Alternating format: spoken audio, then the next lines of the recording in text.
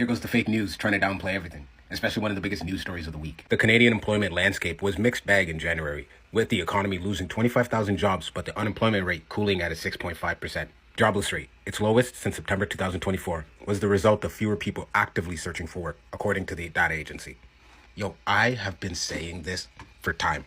All of these numbers are all just fluffed up. Don't believe a thing, because people have been giving up on looking for work. So once they've given up, these numbers start to look better. Don't believe it. So the HR Reporter writes, the weakness in January was concentrated among core-aged women. Employment for women aged 25 to 54 fell by 27,000. In total, 12.4 million Canadians aged 15 and over were now participating in the labor force in January, neither employed nor looking for work, up 2.7% from a year earlier. Discouraged job seekers, people who say they're now looking for work because they believe there is none that's suitable for them. Then you write this. The labor force participation rate declined 65%, but there is also year-over-year rise in the number of people who were neither employed nor looking for work in January.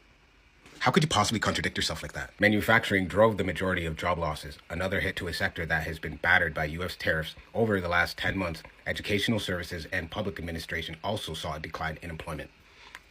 Well, maybe we should work with the U.S. and try to get these tariffs gone instead of working with their biggest adversary, China. Is this bad news? Drop in employment with notable weaknesses in manufacturing? Or is this good news? Bigger drop in unemployment rate with the rise of hours worked? Clearly, the answer is both. Though leaning towards bad, when I'm reading this, I don't even know what they're saying. Can you guys explain that shit to me? What I do know, though, is when I look at this graph, the liberals are clearly doing nothing to ease the unemployment rate.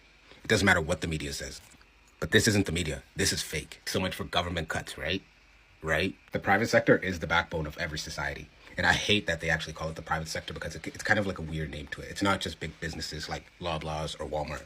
It's your local gyms, your local restaurants, bars, cafes.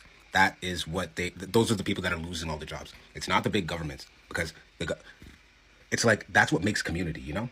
When it comes to government, they just want to take over. When the majority of job losses are in the private sector and the public sector doesn't see any changes, what little changes, don't believe a word the media is telling you. Employment fell by 67,000 in Ontario, with job losses in manufacturing largely concentrated in the provinces. Meanwhile, Alberta gained 20,000 jobs, Saskatchewan gained 6,100 jobs, and Newfoundland and Labrador gained 3,800 jobs. Bro, this Alberta succession is starting to sound better and better by the day. The result? We doubt that this will have any impact on the Bank of Canada, and it doesn't change our views that the interest rate will be based on and will remain for the rest of the year. They're basically saying, I don't know about y'all, but we're good. You guys figure that out.